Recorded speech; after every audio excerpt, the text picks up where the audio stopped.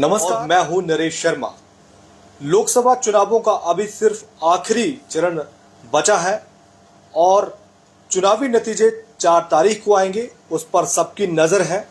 और जो कई तरीके के जो अनुमान है वो चीजों को लेकर जो अनुमान है वो सामने आ रहे हैं और सट्टा बाजार का भी अनुमान सामने आ रहा है। लेकिन हम यहाँ पर चर्चा करेंगे जम्मू कश्मीर में असेंबली चुनावों में जो संभावित अलायंस है, जो गठबंधन है जम्मू कश्मीर में राजनीतिक पार्टियों का, उस पर हम चर्चा करेंगे।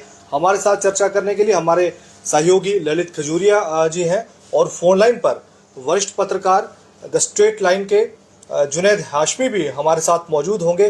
दोनों पत्रकारों से जम्मू कश्मीर में संभावित जो गठजोड़ है राजनीतिक पार्टियों का, उस पर चर्चा करेंगे। सबसे पहले मैं बात करूंगा ललित जी। ललित जी, एक बार आप बता दीजिए कि जम्मू कश्मीर में क्या आपको लगता है कि जो आने वाले जो असेंबली चुनाव हैं, क्योंकि सुप्रीम कोर्ट ने भी कह दिया है कि सितंबर से पहले चुनाव होंगे जम्मू कश्मीर में, और चुनाव आयोग की तरफ से भी ये इशारा दे दिया गया है कि जम्मू कश्मीर में जल्द ही जो है वो चुनाव सितंबर से पहले या उसके आसपास करवा दिए जाएंगे।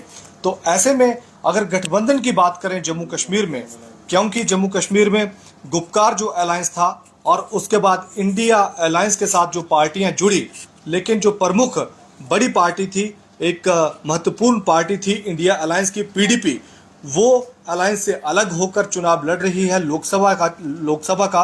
ऐसे में क्या आपको लगता है कि असेंबली चुनावों में जो अलायंस होगा, दोनों ही पक्ष और विपक्ष दोनों की बात कर रहा हूं, क्योंकि बीजेपी भी अगर बात करें तो बीजेपी भी हालांकि कोई किसी तरीके की गठजोड़ की उन्होंने घोषणा नहीं की, लेकिन जो अघोषित जो अलायंस था, बीजेपी समर्थन दे रही है जम्मू कश्मीर अपनी पार्टी को, और जम्मू कश्मीर पीपल कॉन्फ्रेंस को भी वो समर्थन दे रही है। तो ऐसे में आपको क्या लगता है कि जम्मू कश्मीर में असेंबली चुनावों में क्या कोई गठबंधन आप देख रहे हैं, या फिर? देखिए, गठबंधन की अगर हम बात करें तो पहले हम इन जो लोकसभा के चुनाव हैं इस गठबंधन की हम बात करते हैं। देखिए, सबसे पहले अलायंस का जो था, इंडिया अलायंस की हम बात करेंगे तो सबसे पहले इंडिया अलायंस के साथ इनका गठबंधन था। बिल्कुल, कांग्रेस थी, एनसी थी, पीडीपी, और पीडीपी पर जिस तरह से पीडीपी सीपीएम चलो ये एक छोटी मोटी पार्टी चलती रहती है, लेकिन जो मेन गठबंधन था जम्मू कश्मीर की जो रीजनल पार्टी प्रमुख पार्टी इनका था। लेकिन जैसे ही उमर अब्दुल्ला ने कहा कि पीडीपी का वजूद नहीं है और पिछली मर्तबा भी वो हार गए थे तो खत्म हो रही है पार्टी, तो इसलिए हमने पिछली मर्तबा 3 सीटें जीती थी, हम जीते हुए हैं, तो हम क्यों आपके साथ गठबंधन करेंगे, हम क्यों आपको सीट्स देंगे। और उसके बाद महबूबा मुफ्ती का पूरी तरह से एक गुस्सा कह लीजिए या फिर उनका मोह जो था वो भंग हो गया इस अलायंस से, और उन्होंने पीडीपी को अलग करते हुए महबूबा कह रहे थे कि उनको विश्वास में नहीं लिया गया। अगर उनके साथ बैठकर बातचीत करते अलायंस के लोग, विश्वास में जब आप सीटें वो कह रहे हैं कि हम एनसी को देने के लिए तैयार थे, नहीं, लेकिन हमारे साथ बातचीत नहीं की गई। विश्वास में तब लेना है जब आप मेरे वजूद को पहचानेंगे। आप मुझसे बात कब करोगे? जब आपको यकीन होगा मेरे में कि हाँ मेरा भी कोई वजूद है, मेरी पॉलिटिकल पार्टी है, उसका कोई वजूद है जम्मू कश्मीर में। अगर आपको ऐसा लग रहा है तो जाहिर सी बात है, पीडीपी जम्मू कश्मीर में सरकार में रही है। तो भाई साहब, ये एनसी की बात कर रहा हूं ना मैं। एनसी को लगा उनका वजूद नहीं है क्योंकि पार्टी बिखर गई है। सबसे बड़ी चुनौती तो महबूबा मुफ्ती जी के पास यही थी ना कि अपनी पार्टी को संगठित करे, अपनी पार्टी को एकजुट करे, क्योंकि कितने नेता जो हैं वो इनसे अलग हो गए, कईयों ने अपनी अलग से पार्टी बना ली।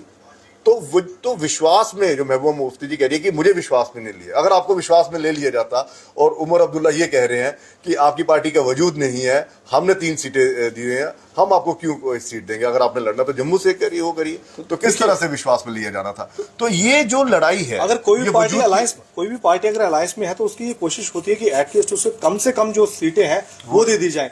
जम्मू कश्मीर की अगर बात करें तो कश्मीर घाटी की 3 सीटें, एनसी क्यों अपनी 3 कम से कम एक सीट जो है वो अनंतनाग एक्सपेक्ट कर रही थी, क्यों देगी? पीडीपी एक्सपेक्ट कर रही थी, हालांकि वो जीती हुई थी एनसी ने। वही तो मैं क्यों देगी?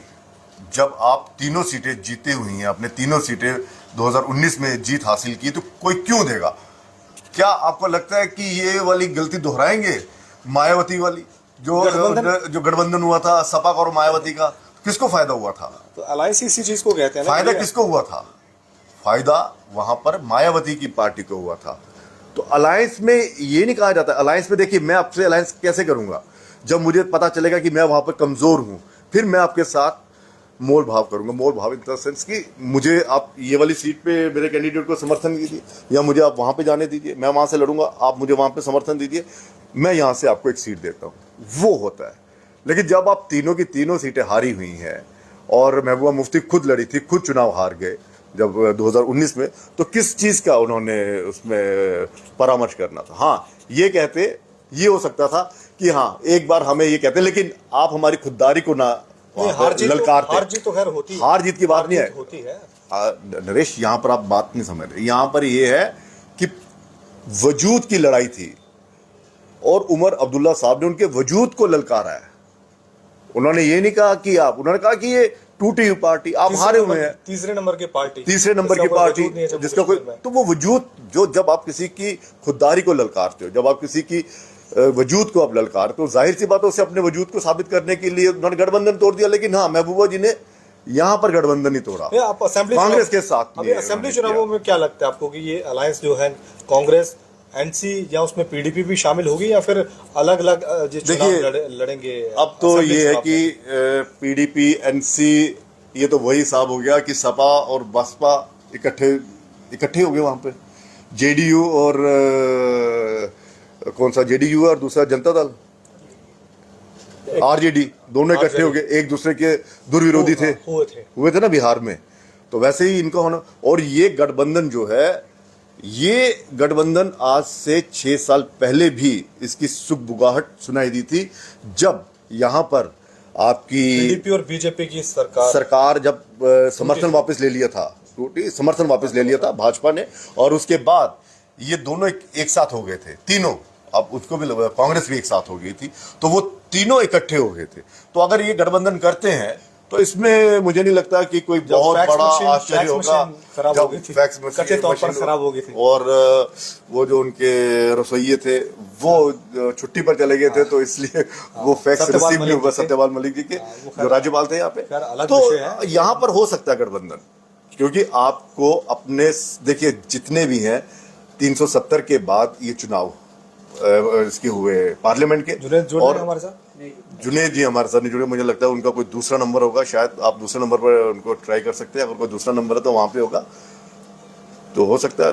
लेकिन यहाँ पर बात चल रही है, तो यहाँ पर आपको एक चुनौती आपके सामने है कि पीडीपी वो पार्टी है जिसने सबसे पहले 370 का विरोध किया। तो अभी लोकसभा चुनावों में जो अलायंस है, इसको आप कुछ देख रहे हैं बेनिफिट मिलता हुआ, या पीडीपी के हटने से नेशनल कॉन्फ्रेंस को फायदा होगा या नुकसान होगा?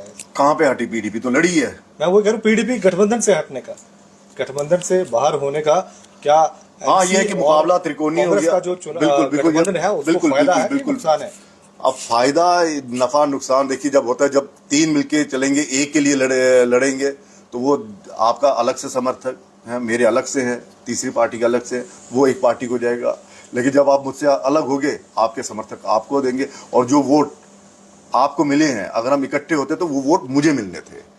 तो ये मुकाबला जो है अब जबरदस्त हो गया है। लेकिन विधानसभा की अगर बात की जाए तो 370 हटने के बाद अगर विधानसभा के चुनाव होते हैं, जिस तरह से सुप्रीम कोर्ट ने दिशा निर्देश दिए हैं कि सितंबर से 30 सितंबर से पहले भी डेडलाइन तय की है कि सितंबर से पहले चुनाव हो जाए, चुनाव करवा दिए जाए। और चुनाव आयोग ने भी ये इशारा दिया है कि समय पर जो चुनाव है सितंबर के आसपास या उससे पहले जम्मू कश्मीर में करवा दिए जाएंगे। तो ये काफी संभावना है कि लोकसभा चुनावों के कुछ महीनों बाद ही जम्मू कश्मीर में चुनाव आए। ललित जी, मैं अलायंस की बात कर रहा हूँ, फिर से आप पास आता हूँ। अब मैं बात करूंगा भारतीय जनता पार्टी की जम्मू कश्मीर में, क्योंकि लोकसभा चुनावों में भारतीय जनता पार्टी ने कोई अलायंस की कोई घोषणा नहीं की, लेकिन अघोषित तरीके से भारतीय जनता पार्टी जो है अपनी पार्टी और जम्मू कश्मीर पीपल कॉन्फ्रेंस को समर्थन दे रही है। ऐसे में क्या आपको लगता है कि असेंबली चुनावों में भारतीय जनता पार्टी भी कोई गठबंधन जम्मू कश्मीर में कर सकती है, या फिर अघोषित तरीके से जैसे कि लोकसभा चुनावों में हुआ वैसा होगा? अघोषित ये बात की बात है। सबसे बड़ी बात ये है कि बार बार देखिए, एक चीज आप जहन में डाल लीजिए, भारतीय जनता पार्टी के जितने भी लीडर हैं, चाहे वो सेंटर के हों चाहे स्टेट के हों, हमारे यूटी के, ये जितने भी हैं, इन्होंने सब ने कहा है कि इन सब कश्मीरी नेताओं ने जम्मू कश्मीर को लूटा है। अपने घर भरे हैं, परिवारवाद को बढ़ावा दिया है।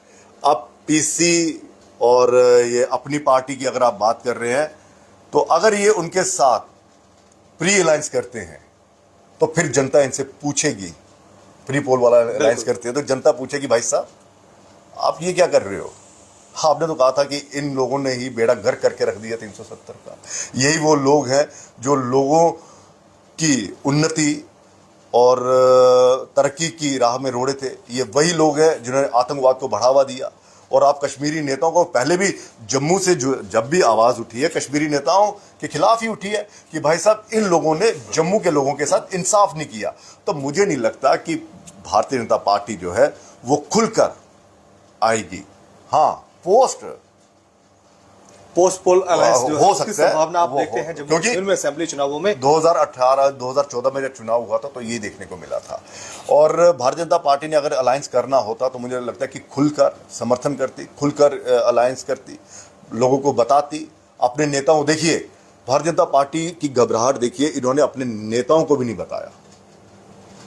नेता तो प्रचार करते रहे, नेता तो प्रचार करते रहे, रैना ने काफी फोकस उनका रहा अनंतनाग का। और जिस तरह से इन्होंने ये किया गुज्जर बकरवाल और पहाड़ियों को एसटी का स्टेटस दिया, उसके बाद तो ये गदगद थे कि भाई साहब अब हम होंगे। लेकिन वहां से आया कि हम चुनाव नहीं लड़ेंगे। लेकिन पुंचर जोरी मैं तक्का चोरी और ये चोरी ही देखते रहे। इनको पता नहीं चला कि दिल्ली वाले क्या इनके साथ खेला खेल गए। और यहाँ के नेताओं को पता भी नहीं चलता कि दिल्ली वाले कौन सा क्या फैसला ले ले। ये सिर्फ शीर्ष नेतृत्व जो तय करता है वही होता है। वही होता है। नहीं जनाब, लोकल जो लीडर हैं उनको भी विश्वास में लेना चाहिए। तो इनको विश्वास में लिया ही नहीं लिया ना। क्यों? क्योंकि इन्होंने अपना वजूद ही दिल्ली के सामने ऐसा खड़ा करके रख दिया है कि भाई साहब आप ही तारन तार है, आप ही सब कुछ है, आप ही करिए। एक चीज और, खैर चुनावों में गठबंधन बनते हैं, बिगड़ते हैं। देखिए राजनीति में कोई दोस्त नहीं होता, कोई दुश्मन नहीं होता। और ये सटीक जो बैठी है, आप महाराष्ट्र में देख लीजिए, पूरी उम्र ये क्या नाम है आपके शिवसेना उद्धव ठाकरे वाली इंटरेस्टिंग चीज कांग्रेस की मुखालफत करती रही, उनके साथ गठबंधन किया। जम्मू कश्मीर की बात करता हूँ कि जम्मू कश्मीर में इस समय चुनाव प्रचार के दौरान पीडीपी की अगर बात करें तो पीडीपी नेशनल कॉन्फ्रेंस पर ये आरोप लगाती रही कि ये भारतीय जनता पार्टी की मददगार है, एजेंट है भारतीय जनता पार्टी की। भारतीय जनता पार्टी को ये इसने जम्मू कश्मीर में लाया, कश्मीर घाटी में लाया। और नेशनल कॉन्फ्रेंस पीडीपी पर वो आरोप लगाती थी, इल्जाम 370 डालने में आपका योगदान है और आपकी वजह से आपने जम्मू कश्मीर में बीजेपी के साथ सरकार बनाई। लेकिन दोनों ही पार्टियां ललित जी बीजेपी के साथ सरकार बना चुकी हैं, बीजेपी के साथ गठबंधन कर चुके हैं। नेशनल कॉन्फ्रेंस केंद्र उमर अब्दुल्ला केंद्र में मंत्री रह चुके हैं और पीडीपी और बीजेपी की जम्मू कश्मीर में सरकार बन चुकी है। और दोनों ही पार्टियां बीजेपी के साथ कहीं ना कहीं सहयोगी रही हैं। लेकिन जम्मू कश्मीर की अगर इस समय की बात करें तो चुनाव प्रचार में जो मुद्दा है वो बीजेपी को लेकर दोनों ही पार्टियां जो है एक दूसरे पर जो है इल्जाम लगाती रही कि भैया आप तो भारतीय जनता पार्टी इन पे इल्जाम लगाती रही। बिल्कुल आपने देखा परिवारवाद, भ्रष्टाचार, ये अलगाववाद यही करते। और अमित शाह जी ने तो जो गृह मंत्री उन्होंने खुद जम्मू की रैली में कहा था कि इस बार आप कमल को प्यार ना दीजिए मेरे कश्मीर के भाइयों, लेकिन परिवारवाद की पार्टी को भी आप इतना बढ़ावा उनको मत चुनिए। और इनडायरेक्टली वे में कह दिया था कि आप उन नेताओं को चुनिए, यानी कि एक पीसी और पीपल कॉन्फ्रेंस होगी, दूसरे अपनी पार्टी होगी, जम्मू कश्मीर अपनी पार्टी, इनको आप चुनिए। लेकिन सवाल आप ये कह रहे हैं कि दोनों पार्टी है। देखिए गठबंधन सरकार चलानी है मुझे, ठीक है, मुझे दुश्मनी नहीं निभानी। सरकारें दुश्मनी से नहीं निभती, ठीक है ना। सरकारें जब चलानी है, क्योंकि ये वही भारतीय जनता पार्टी है जो पीडीपी को पानी पी पी कर कोसती थी, जो आतंकवादियों की पार्टी जिसे कहा जाता था कि इन्होंने बेड़ा गर्क करके रख दिया। 2014 में उनके साथ किया, सरकार बनी, ठीक है। आप एनडीए का अलायंस जब हुआ था, वाजपेयी साहब की जब सरकार आई थी, नेशनल कॉन्फ्रेंस के साथ, सेंट्रल में के साथ अलायंस हुआ था। और ये मुझे लगता है कि वो मिनिस्टर बने थे उमर साहब, ठीक है ना, मंत्री बने थे। तो तब इन पर ये इल्जाम लगाया गया था कि भाई साहब आप बीच मझधार में पब्लिक को यहाँ पर छोड़कर इंग्लैंड चले गए, आतंकवाद को आपने यहाँ पर बढ़ावा दिया, आप इसके जन्मदाता हैं। जब 90 से लेकर 98 तक यही सब कुछ चलता रहा और फिर उनका समर्थन ले लिया। चलिए, और आप ये कह रहे हैं अलायंस, मैं ये कह रहा हूं कि ये अलायंस कभी भी ना खुलकर नहीं करेंगे। और पीडीपी एनसी कांग्रेस की मजबूरी ये है कि इन्होंने जो अलायंस करना है, प्री पोल अलायंस करेंगे। क्यों? क्योंकि 370 के बाद ये जो चुनाव होंगे असेंबली के, इन्होंने लोगों की सहानुभूति, लोगों का विश्वास और लोगों का समर्थन लेना है। और ये बात वो करेंगे कि देखिए हम ही एक ऐसी पार्टी है जो इनको रोक सकती है। बाकी पीसी अपनी पार्टी, ये सब, और आजाद साहब की पार्टी, ये सब इनके एजेंट है, बी टीम है, इसलिए 370 को लेकर ये कुछ बोलते नहीं है। हम ही लोग हैं जो एक साथ होकर इनके खिलाफ हम लड़ेंगे। लेकिन भारतीय जनता पार्टी के लिए सबसे बड़ी मजबूरी ये है कि वो खुलकर ये घोषित नहीं कर सकते, ये घोषणा नहीं करेंगे, या इनमें शायद डर भी होगा कि अगर हमने पहले प्री पोल अलायंस नहीं करेंगे, आपका कहना है? हाँ, अगर हमने कर लिया तो कहीं लोग जो है, जम्मू की जनता जो है, वो हमारे साथ नाराज ना हो जाए। लेकिन अभी चुनावों में वक्त है, शायद हालात बदल भी सकते हैं, जज्बात बदल जाते हैं, सब कुछ हो सकता है, ठीक है ना।